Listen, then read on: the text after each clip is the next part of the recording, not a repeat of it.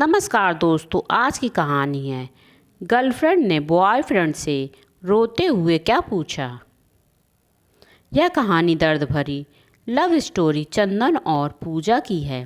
पूजा कानपुर की रहने वाली थी और चंदन कानपुर देहात के एक छोटे से गांव में रहता था। चंदन एक प्राइवेट कंपनी में सुपरवाइजर की नौकरी करता था और पूजा कानपुर शहर में एक प्राइवेट ऑफिस में जॉब करती थी। एक रात को चंदन अपने मोबाइल में इंस्टाग्राम चला रहा था, तभी उसे अचानक पूजा का प्रोफाइल देखा। पूजा की प्रोफाइल में पूजा की फ़ोटो थी और कई खूबसूरत वीडियो भी थी। पूजा की वीडियो और फ़ोटो देखकर चंदन को बहुत ही पसंद आई, क्योंकि पूजा फ़ोटो में बहुत ही खूबसूरत लग रही थी। चंदन को रहा नहीं गया और पूजा को उसने फ्रेंड रिक्वेस्ट भेज दिया। चंदन भी दिखने में बहुत ही खूबसूरत लड़का था और चंदन ने भी इंस्टाग्राम में वीडियो और फ़ोटो डाली थी।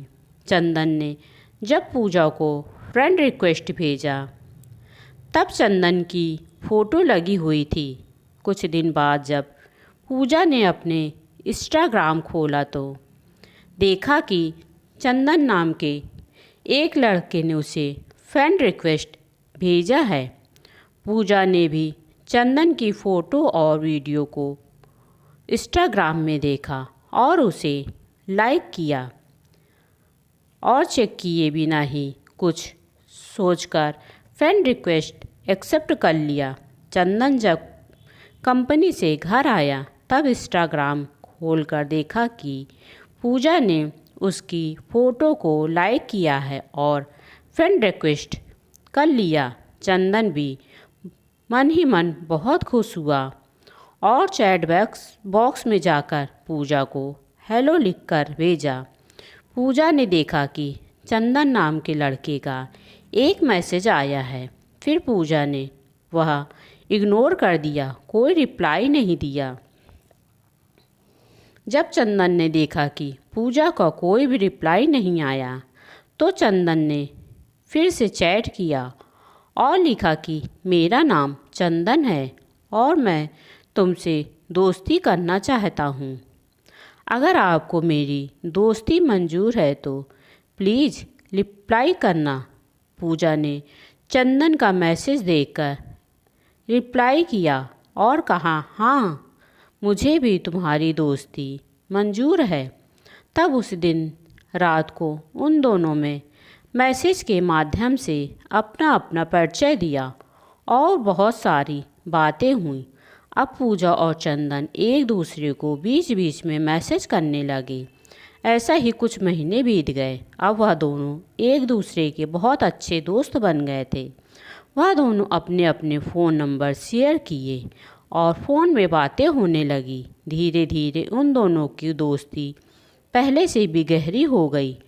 अब वह दोनों दिन रात हर पल हर वक्त बातें करते। चंदन पहले से पूजा को चाहने लगा था, लेकिन वह कभी बोल ही नहीं पाया। चंदन पूजा से डरता था कि अगर प्यार का इजहार करने से पूजा नाराज़ हो जाएगी तो वह दोस्ती भी टूट जाएगी। इसलिए चंदन ने पूजा को कभी भी अपने दिल की बात नहीं बताई। अब उन दोनों की दोस्ती को पूरे 2 साल हो गए थे। चंदन एक दिन पूजा को अचानक कहा, अच्छा पूजा, तुम्हारा क्या कोई बॉयफ्रेंड है? पूजा ने कहा, आज इतने दिनों बाद ऐसा सवाल? चंदन ने कहा, ऐसे ही पूछ लिया। पूजा ने कहा, नहीं, मेरा कोई बॉयफ्रेंड नहीं है। तब पूजा ने भी कहा, तुम्हारी कोई गर्लफ्रेंड है? तब चंदन भी वो सोच समझ कर कहा कि है। पूजा ने कहा, वह कौन है, बताओ जरा ना। चंदन ने हिम्मत करके बता ही दिया, वह कोई और नहीं बल्कि तुम हो। पूजा ने चंदन की बात सुनकर एक पल के लिए सकपका गई और कहा कि तुम पागल तो नहीं हो? यह कहकर पूजा ने फ़ोन काट दिया। चंदन बहुत सोच में पड़ गया और उदास होकर एक कोने में बैठ गया। पूजा ने चंदन को 2 दिन बाद मैसेज किया और मैसेज में लिखा, मैं भी चंदन, जब चंदन ने मैसेज पढ़ा तो वह इतना खुश हुआ कि मानो उसकी खुशी के मारे नाच उठा। चंदन ने पूजा को फ़ोन किया और कहा, पूजा, यह तुमने पहले क्यों नहीं बताया? पूजा ने कहा, चंदन, मुझे शर्म आती है। इसलिए चंदन पूजा को बहुत ही प्यार करता था। अभी तक दोनों एक दूसरे को वीडियो कॉल करके देखते थे, अब वह फेस टू फेस देखना चाहते थे। चंदन ने कहा, पूजा, मैं तुमसे मिलना चाहता हूँ। पूजा ने कहा, अच्छा, कोई बात नहीं, मेरे शहर आ जाओ और हम मुझसे मिल लो। चंदन ने अचानक अगले ही दिन पूजा को कहा कि पूजा, मैं आ रहा हूँ तुमसे मिलने। पूजा ने भी मजाक में कह दिया, हाँ आ जाओ। चंदन ने कहा, नहीं, मैं सच बता रहा हूँ, मैं अभी बस में हूँ। चंदन ने कहा। पूजा ने कहा, ठीक है, यहाँ पहुँचने के बाद मुझे फ़ोन करना, मैं आ जाऊँगी।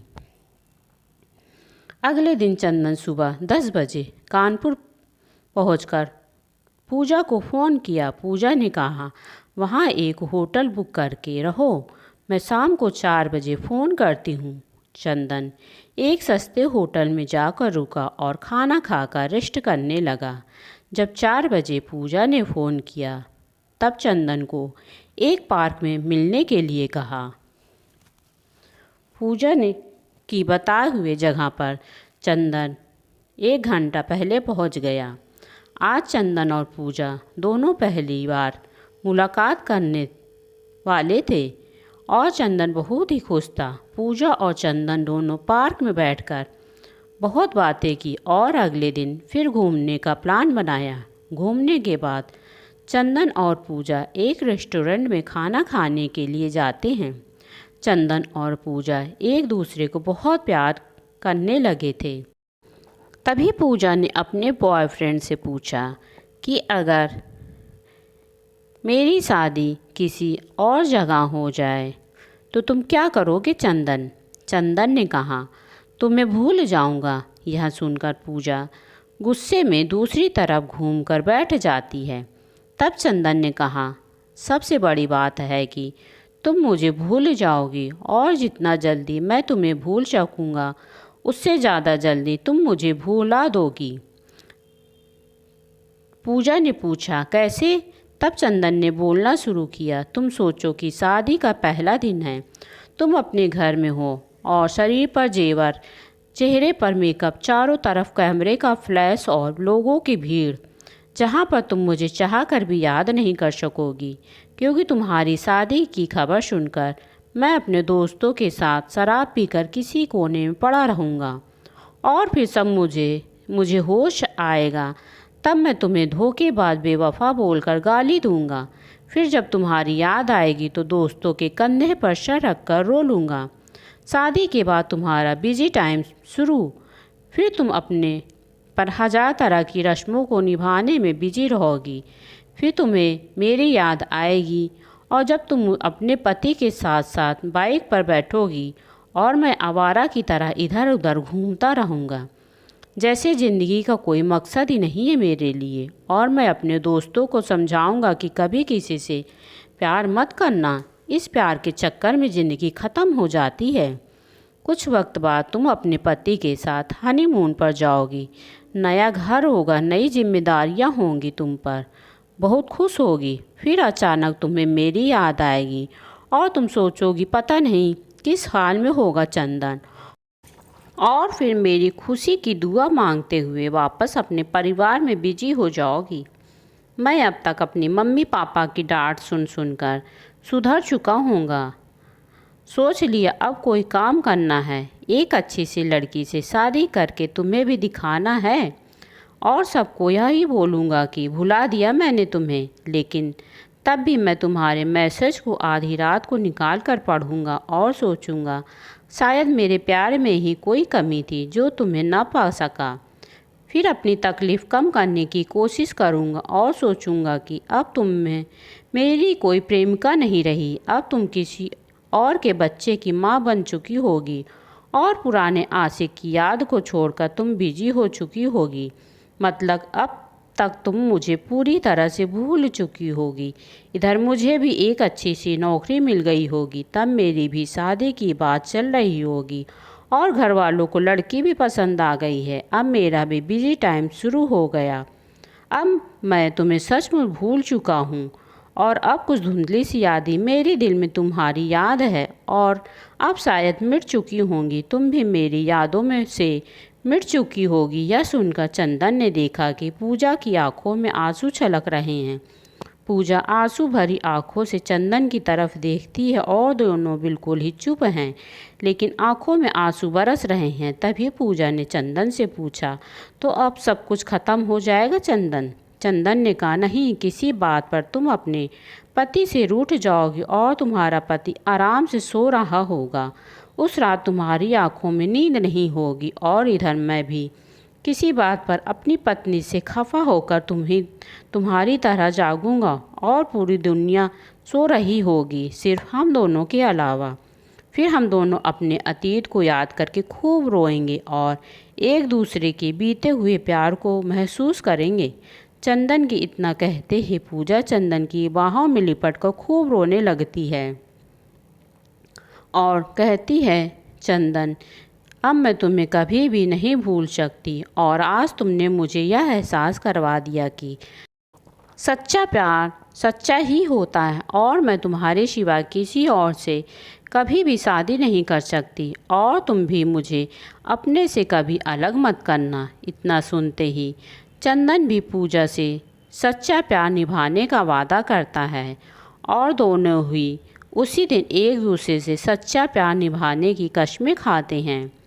तो दोस्तों, प्यारी सी कहानी कैसी लगी आपको?